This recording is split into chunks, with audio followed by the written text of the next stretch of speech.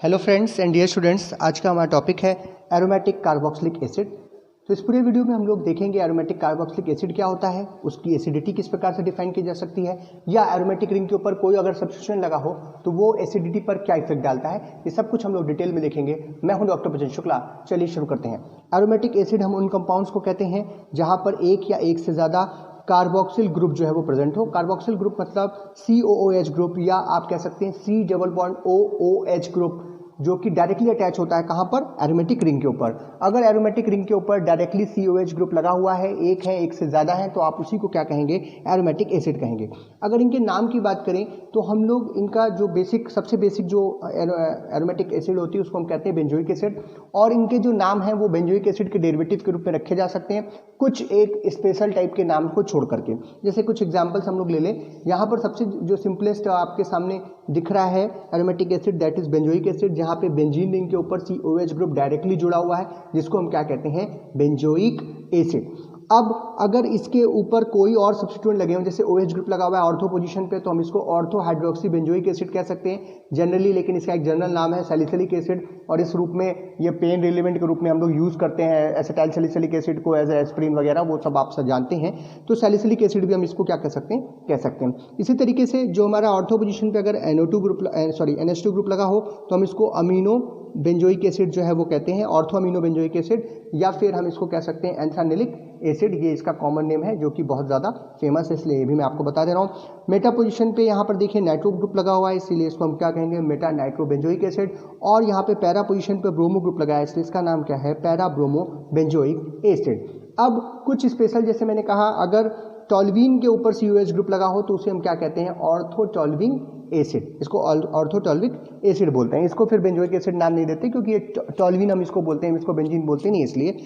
जैसे दो अगर क्या नाम है COH ग्रुप लगे हों तो डाइकार्बोक्सिलिक एसिड जो है इसको हम लोग कह सकते हैं थैलिक एसिड, या फिर 1,2 बेंजीन 1,2 डाइकार्बोक्सिलिक एसिड भी हम इसका नाम ले सकते हैं। जैसे कि एक एग्जांपल यहाँ पे दिख रहा है, यहाँ पे 3 COH ग्रुप लगे हुए हैं बेंजीन के ऊपर, इसलिए इसका नाम है बेंजीन 1,3,5 ट्राइकार्बोक्सिलिक एसिड, या फिर ट्राइमेसिक एसिड, इसका कॉमन नेम भी हम ले सकते हैं। आगे बढ़ते हैं और बात करते हैं acidity of aromatic carboxylic acids की। जैसा कि हम लोगों ने कार्बोक्सिलिक एसिड की जो एसिडिटी होती है उसको पिछले वीडियोस में डिफाइन कर रखा है, पिछले सेमेस्टर में मैंने डिफाइन किया था। वहाँ पे हम लोग देख रहे थे कि COOH ग्रुप जो होता है, C double bond OOH group, इस OH में से H जो है वो रिप्लेस होता है, डिसोसिएट होता है जब भी हम इसका एक एक्वा सोल्यूशन बनाने की कोशिश करते हैं या रिएक्शन में लेकर के जाते हैं, तो ये हमें क्या देता है, बेंजोएट आयन। बिल्कुल उसी तरीके से ये बेंजोइक एसिड टूटेगा, क्या देगा, बेंजोएट आयन देगा और H+ आयन देगा। ठीक है, ये जो बेंजोएट आयन होता है इसमें भी रेजोनेंस पाई जाती है और ये रेजोनेंस स्टेबलाइज होता है। अभी हम बेंजीन रिंग की बात नहीं कर रहे हैं, बेंजीन रिंग में रेजोनेंस होता है वो आप सबको मालूम है, लेकिन ये जो आपका कार्बोक्सिलेट आयन जो बन रहा है, इस कार्बोक्सिलेट आयन के अंदर भी रेजोनेंस पाया जाता है। कैसे पाया जाएगा, आप देख रहे हो कि इस कार्बन पे एक C double bond O group लगा हुआ है और एक ऑक्सीजन है जिसके ऊपर नेगेटिव चार्ज है। नेगेटिव चार्ज किस लिए आया है, बिकॉज हाइड्रोजन यहाँ से निकला है, इसलिए बॉन्ड टूटा है और मोर इलेक्ट्रोनेगेटिव ऑक्सीजन के ऊपर नेगेटिव चार्ज है। ये चार्ज जो है अगर कार्बन और ऑक्सीजन के बीच में चला जाए, यानी यहाँ पर कार्बन और ऑक्सीजन के बीच में पाई बॉन्ड फिर से बने, यानी डबल बॉन्ड बने, तो ये जो बॉन्ड आपको दिखाई दे रहा है ये इट विल बी ब्रेक। ये इस प्रकार से अगर टूटेगा तो आपको क्या मिलेगा, यहाँ पर अभी तक इस कार्बन के साथ डबल बॉन्ड था, अब यहाँ पे क्या है, नेगेटिव चार्ज है, और यहाँ पे क्या आ रहा है, डबल बॉन्ड, जहाँ पे पहले नेगेटिव चार्ज था। वापस से इसको अगर हम लोग इस प्रकार से ट्रांसफर करें इस नेगेटिव चार्ज को कार्बन और ऑक्सीजन के बीच में, तो ये बॉन्ड फिर से ब्रेक होगा और ये एक दूसरे में क्या होते रहेंगे, कन्वर्ट होते रहेंगे। इसीलिए हम इन दोनों को क्या कहेंगे, एक दूसरे के रेजोनेटिंग स्ट्रक्चर। तो अगर आप रेजोनेंस हाइब्रिड बनाएं इस रेजोनेटिंग स्ट्रक्चर्स के, तो हमें जो प्राप्त होता है वो कुछ इस प्रकार से होता है कि कार्बन के ऊपर स्लाइट पॉजिटिव चार्ज, बॉन्ड जो है वो बन रहे हैं, टूट रहे हैं, जो पाई बॉन्ड है दोनों ऑक्सीजन के साथ, इसलिए दोनों ऑक्सीजन के ऊपर स्लाइट नेगेटिव चार्ज लगाएंगे। और इस तरीके की कंडीशन या इस प्रकार के रेजोनेंस हाइब्रिड बनाने से हमको एक चीज पता चलती है कि जो कार्बोक्सिलेट आयन है या जो बेंजोएट आयन यहाँ पे बन रहा है, it is stable then the other ions, जो कि किसी और एसिड में बनता उससे ज़्यादा क्या है, स्टेबल हो रहा है, बिकॉज ये जो नेगेटिव चार्ज है ये डिस्पर्स हो जा रहा है दोनों ऑक्सीजन के बीच में। इस स्ट्रक्चर को याद रखिएगा, यही स्ट्रक्चर हमको आगे इफेक्ट ऑफ सब्स्टिट्यूएंट पढ़ने में भी मदद करेगा। अब बात करते हैं, अगर आप देखें, इस चीज़ से पहले मुझे बताना चाहिए था लेकिन फिर भी मैं थोड़ा सा लेट हो गया इस चीज़ को बताने में, कि जो आपका कार्बोक्सिलिक एसिड होता है वो H+ आयन को क्यों छोड़ रहा है। वो इसलिए छोड़ रहा है क्योंकि अगर आप ध्यान से देखें तो हमारी जो बेंजीन रिंग है उसके अंदर जो पाई इलेक्ट्रॉन्स हैं वो अट्रैक्ट हो रहे हैं इस कार्बन की वजह से। जहाँ इस कार्बन को अगर ध्यान से देखिए तो ये डबल बॉन्ड बना रहा है किसके साथ, ऑक्सीजन के साथ, और एक और ऑक्सीजन जुड़ा हुआ है जो कि मोर इलेक्ट्रोनेगेटिव है दोनों तरफ। तो ये कार्बन के ऊपर एक स्लाइड पॉजिटिव चार्ज दिखाई देता रहता है, जिसकी वजह से ये जो आपके सामने पाई इलेक्ट्रॉन्स हैं, जो बेंजीन रिंग के पाई इलेक्ट्रॉन्स हैं, दे में भी अट्रैक्ट, और ये कार्बन और कार्बन के बीच में क्या बना लेंगे, डबल बॉन्ड। अगर ये ऐसा करते हैं तो ये जो डबल बॉन्ड है वो क्या हो जाता है, ब्रेक हो जाता है। तो इसको हमको क्या कर देना, ब्रेक कर देना। यहाँ पे नेगेटिव चार्ज, क्योंकि पाई इलेक्ट्रॉन ट्रांसफर हो गया कार्बन और कार्बन के बीच में, इसलिए इस कार्बन के ऊपर क्या आ जाता है, पॉजिटिव चार्ज, क्योंकि यहाँ से इलेक्ट्रॉन ट्रांसफर हो गया कार्बन और कार्बन के बीच में। देन फिर से ये ट्रांसफर होंगे, अगर ये पाई इलेक्ट्रॉन्स अगर ट्रांसफर हो जाए दोनों कार्बन के बीच में, तो यहाँ क्या आ जाएगा, डबल बॉन्ड, यहाँ क्या मिलेगा, प्लस चार्ज, जैसा कि हम लोग कई बार पीछे भी पढ़ चुके हैं। फिर से ये चीज़ ट्रांसफर होगी, रेजोनेंस हो रहे हैं, फिर से ये ट्रांसफर होगा, डिलोकलाइज होगा, और ये पॉजिटिव चार्ज कहाँ चला जाएगा, इस कार्बन के ऊपर, यहाँ क्या आ जाएगा, डबल बॉन्ड। तो ये हमने बना लिया। नाउ फिर से अगर हम लोग इसको ट्रांसफर करें, इस ये जो आपका कार्बन और कार्बन के बीच डबल बॉन्ड था, अगर ये ट्रांसफर हो जाए इन दोनों कार्बन के बीच में, तो क्या होगा, यहाँ पे क्या आ जाएगा, डबल बॉन्ड, और ये जो आपका इलेक्ट्रॉन थे, जो ये बॉन्डिंग इलेक्ट्रॉन्स थे, ये ट्रांसफर कहाँ हो जाएंगे, वापस से कार्बन और कार्बन के बीच में वापस से ये डबल बॉन्ड बन जाएगा। तो इस पूरे स्ट्रक्चर के दौरान आप देख रहे हैं कि ये जो कार्बन है वो भी ये कार्बन पार्टिसिपेट कर जा रहा है कहाँ पर, हमारे बेंजीन रिंग के सिस्टम के अंदर। जितने भी रेजोनेटिंग स्ट्रक्चर बन रहे हैं, आप इन सब के बीच में रेजोनेट, ये सब एक दूसरे के क्या है, रेजोनेटिंग स्ट्रक्चर है। तो इसको हम इस प्रकार से दिखा सकते हैं, और इसकी वजह से यहाँ पर इस हाइड्रोजन को छोड़ने की जो प्रक्रिया है वो क्या हो जाती है, बढ़ जाती है, क्योंकि इस कार्बन की वजह से इस ऑक्सीजन पर इलेक्ट्रॉन डेंसिटी जो है वो क्या नाम है, कमज़ोर हो रही है। क्योंकि ये क्या कर रहा है, ये इलेक्ट्रॉन्स को यहाँ पे जो इसके साथ इसको शेयर करना चाहिए था, वो कहाँ शेयर कर रहा है, हमारे बेंजीन रिंग के सिस्टम के अंदर। इसलिए इस प्रोटॉन को छोड़ना इसके लिए आसान हो जाएगा। ठीक है, तो अब यही चीज़ हमने लिख रखी, जो पाई इलेक्ट्रॉन्स है एरोमेटिक रिंग के, वो क्या करते हैं, स्मॉल पॉजिटिव चार्ज जो कार्बोक्सिलिक एसिड कार्बोक्सिल कार्बन के ऊपर है, उससे क्या हो जाते हैं, अट्रैक्ट होते हैं, जिसकी वजह से जो आपका COH ग्रुप है वो इलेक्ट्रॉन विड्रॉइंग ग्रुप के तरीके से काम करता है, बेंजीन रिंग के अंदर से इलेक्ट्रॉन को निकाल रहा है, और इसकी वजह से H+ आयन को निकलने में आसानी होती है, और एसिडिक नेचर जो है कार्बोक्सिलिक एसिड का या बेंजोइक एसिड का, वो भी इस वजह से प्राप्त होता है। ये जो रेजोनेंस है, यही रेजोनेंस अगर H आयन निकल जाएगा, बेंजोएट आयन बनेगा, तब भी इसी प्रकार से रेजोनेंस मिलता है आपको। मैं दोबारा से नहीं बना रहा हूँ, आप समझ सकते हैं। तो बेंजोएट आयन जो है वो भी स्टेबलाइज होता है, जिसकी वजह से वहाँ पर रेजोनेंस स्टेबलाइज होने की वजह से भी H+ आयन को निकालना आसान है। अब बात करते हैं effect of substituents on acidity की, कि अगर कोई सब्स्टिट्यूएंट लगे हों तो वो एसिडिटी पर क्या इफेक्ट डालते हैं। अभी तक हमने फिनॉल में यही चीज़ पढ़ी, हमने एमीन में यही चीज़ पढ़ी, हमने effect of substituent on further substitution पे भी पढ़ा, लेकिन वहाँ पे बड़ा आसान था इन सब चीज़ों को देखना। लेकिन अगर आप कार्बोक्सिलिक एसिड के केस में एक जनरल फॉर्मूला बनाने की कोशिश करेंगे तो आपको दिक्कत हो सकती है। तो मैं जब जो बताने जा रहा हूँ थोड़ा ध्यान से देखिएगा, तो आपको ये शायद समझ में आ जाए। जब हम जनरल वे में कहते हैं तो हम कह सकते हैं जो नेचर ऑफ सब्स्टिट्यूएंट है वो, और जो पोजीशन ऑफ अ सब्स्टिट्यूएंट वो, ये दोनों चीज़ें जो हैं एसिडिटी, एरोमेटिक एसिड की एसिडिटी को क्या करती हैं, इफेक्ट करती हैं। ठीक है, इसके स्ट्रेंथ को बढ़ाती हैं या घटाती हैं। कौन कौन सी चीज़ें, नेचर ऑफ सब्स्टिट्यूएंट, किस नेचर का है हमारा सब्स्टिट्यूएंट, वो +M है, -M है, वो +I इफेक्ट शो करता है, -I इफेक्ट शो करता है, या वो रेजोनेंस में पार्टिसिपेट करता है या नहीं करता, ये सारी चीज़ें जो हैं, या इलेक्ट्रॉन विड्रॉइंग है, सिंपल आप कह सकते हैं, या इलेक्ट्रॉन रिलीजिंग है, तो उसके बेसिस पे वो अपना इफेक्ट शो कर रहा है। इसके साथ ही साथ पोजीशन पे बहुत बड़ा इफेक्ट कहाँ पे पड़ रहा है, कि वो ऑर्थो पोजीशन पे जुड़ा है, मेटा पोजीशन पे जुड़ा है, या पैरा पोजीशन पे जुड़ा है। तो आइए एक एक करके देखते हैं। सबसे पहले हम बात करते हैं इलेक्ट्रॉन रिलीजिंग ग्रुप की। इलेक्ट्रॉन रिलीजिंग ग्रुप जैसे कि CH3, यहाँ पर आप जानते हो हाइपर कंजुगेशन होता है, जिसकी वजह से ये अपना इफेक्ट शो कर रहा है। OH, जहाँ पर OH और NH2H कुछ ऐसे ग्रुप हैं जहाँ पर आप जानते हैं नॉन बॉन्डिंग इलेक्ट्रॉन्स हैं जो कि पार्टिसिपेट करते हैं as a electron releasing group. ठीक है, ये डिक्रीज करते हैं acidity because they tends to destabilize the benzoate ion. जो बेंजोएट आयन बन रहा था, जो सिस्टम बन रहा था वहाँ पे रेजोनेंस का, उसको क्या करते हैं, ये डिस्टेबलाइज करते हैं, जिसकी वजह से एसिडिटी क्या हो जाती है, वो डिक्रीज होती है।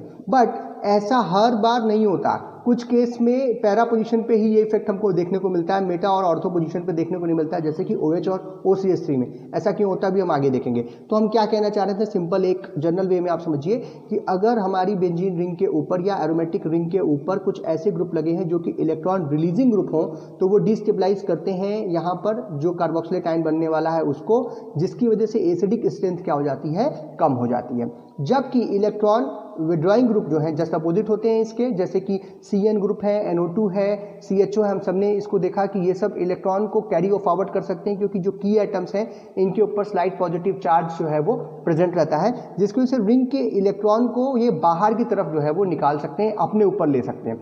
इसकी वजह से ये क्या करते हैं, इलेक्ट्रॉन विड्रॉइंग ग्रुप जो होते हैं वो स्टेबलाइज करते हैं इस COO माइनस जो हमारा आयन बनने वाला है उसको, और उसकी वजह से एसिडिटी क्या हो जाती है, इंक्रीज होकर अगर ये आयन स्टेबलाइज होगा तो H+ आयन आसानी से क्या हो सकते हैं, यहाँ से जा सकते हैं। ठीक है, और ये स्टेबलाइज करते हैं बेंजोएट आयन को, इसलिए ये इंक्रीज करते हैं किस चीज़ को, हमारी एसिडिटी को।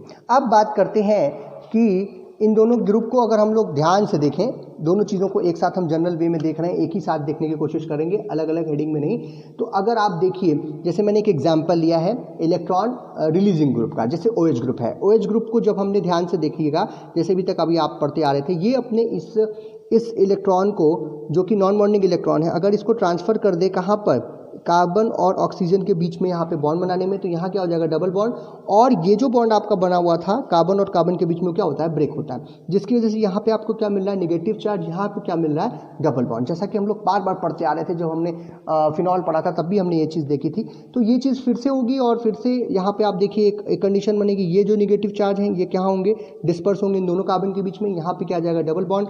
और ये जो आपके सामने बॉन्ड दिख रहा था वो कहाँ ब्रेक होगा, इस कार्बन के ऊपर ब्रेक होगा, और यहाँ पे क्या आएगा, नेगेटिव चार्ज। जब ये नेगेटिव चार्ज यहाँ आएगा तो देखिए कंडीशन क्या हो सकती है, यहाँ पे नेगेटिव चार्ज उस कार्बन के ऊपर है जहाँ पर पहले से ही हमारा ये आयन जो है वो लगा हुआ है, कार्बोक्सिलेट आयन। तो ये नेगेटिव चार्ज इस पॉजिटिव, जो स्लाइड पॉजिटिव हमने कहा था ना, ये जो आपका कार्बोक्सिलेट आयन है ये रेजोनेंस में पाया जाता है, ये आपस में देखिए बदल रहा है, इसलिए स्लाइड पॉजिटिव चार्ज हमारे कार्बन के ऊपर दिखाई दे रहा था।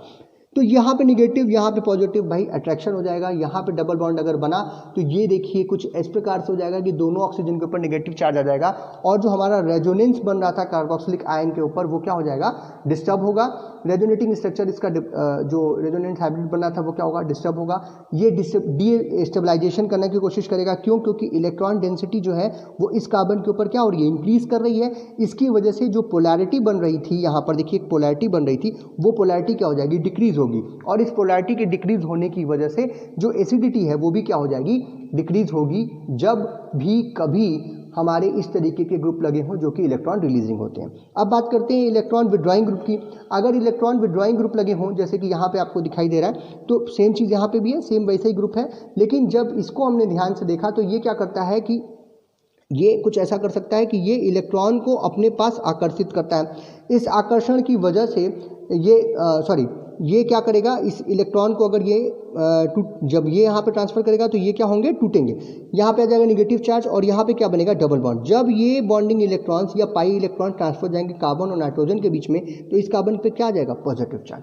जिस कार्बन के ऊपर पॉजिटिव चार्ज आ रहा है, अब देखिए कुछ स्थिति बिल्कुल इससे अलग हो रही है, जो कि यहाँ पे बन रहा था उससे अलग हो रहा है। इस केस में resonance at the carboxylate ion जो होगा वो मेंटेन रहेगा।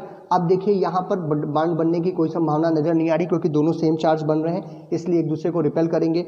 यहाँ पे जो पोलैरिटी है वो क्या रहेगी, मेंटेन रहेगी, और जो इलेक्ट्रॉन डेंसिटी है वो क्या है, यहाँ पे इस कार्बन पे कम है, जिसकी वजह से एसिडिटी क्या हो जाएगी, इंक्रीज हो जाएगी। तो क्यों होता है ऐसा, इसका आंसर भी आप यहाँ पे कर सकते हैं।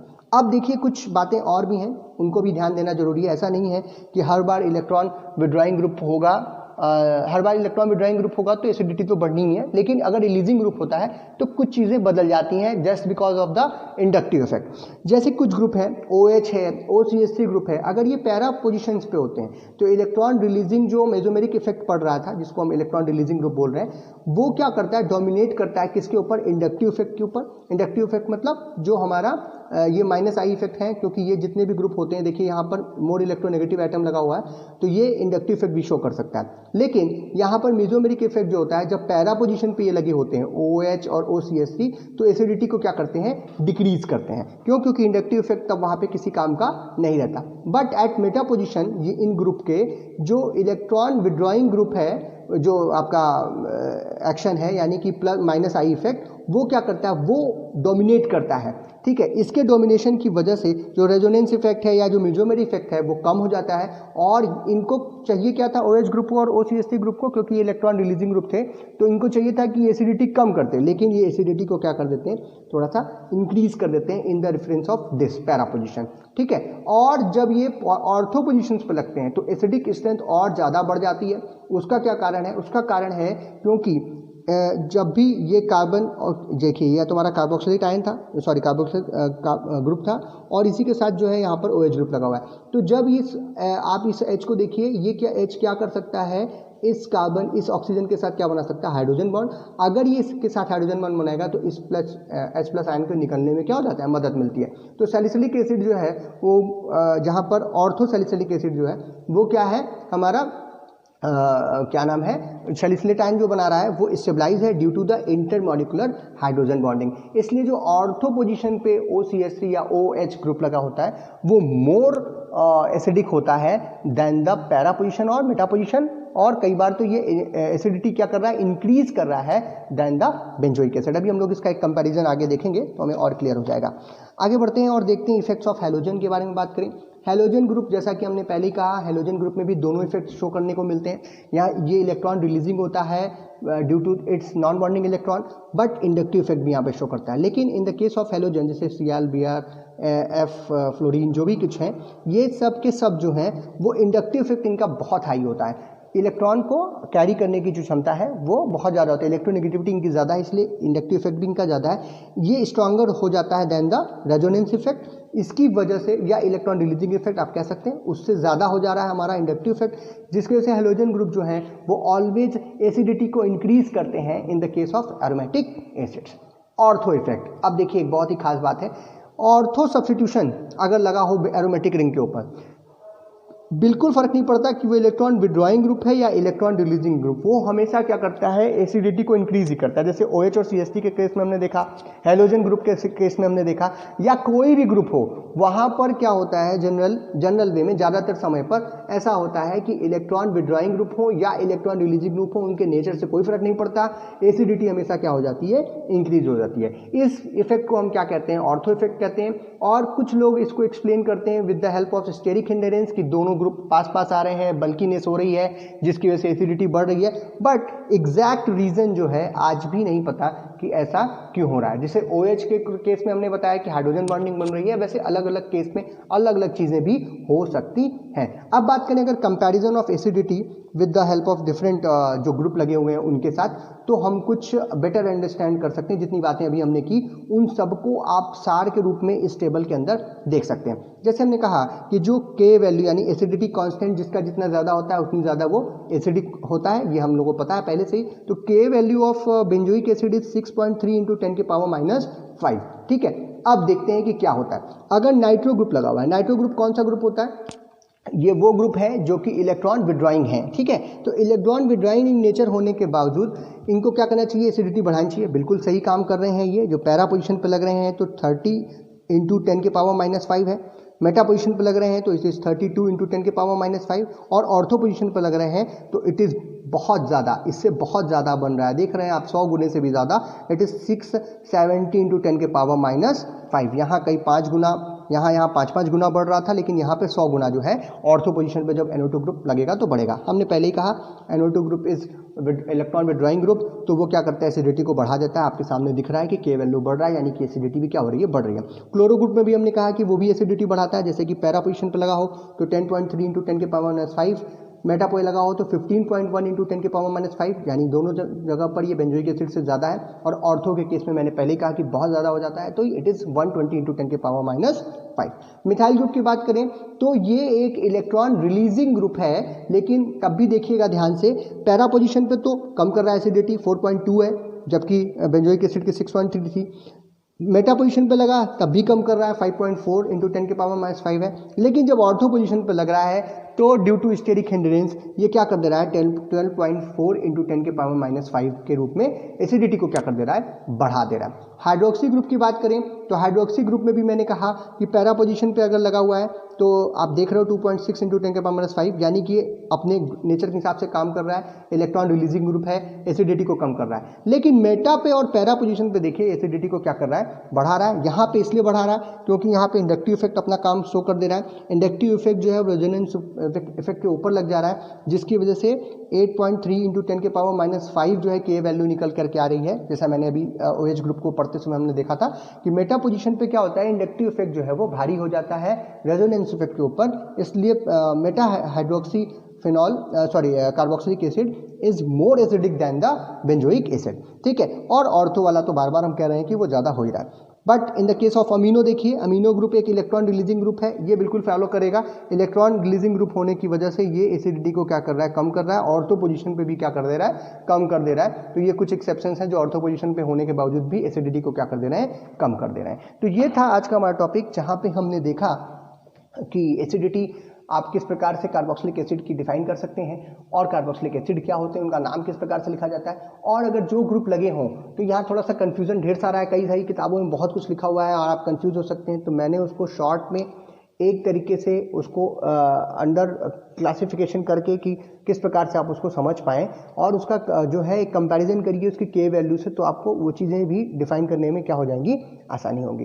तो due to inductive effect and resonance effect जो ग्रुप हैं उनके इफेक्ट्स जो हैं वो पोजीशन के साथ बदलते हैं। नेचर के ऊपर से ज़्यादा पोजीशन का ज़्यादा इफेक्ट पड़ रहा है on the aromatic ring for the benzoic acid या एरोमेटिक कार्बोक्सिलिक एसिड की जो एसिडिटी है उसके ऊपर।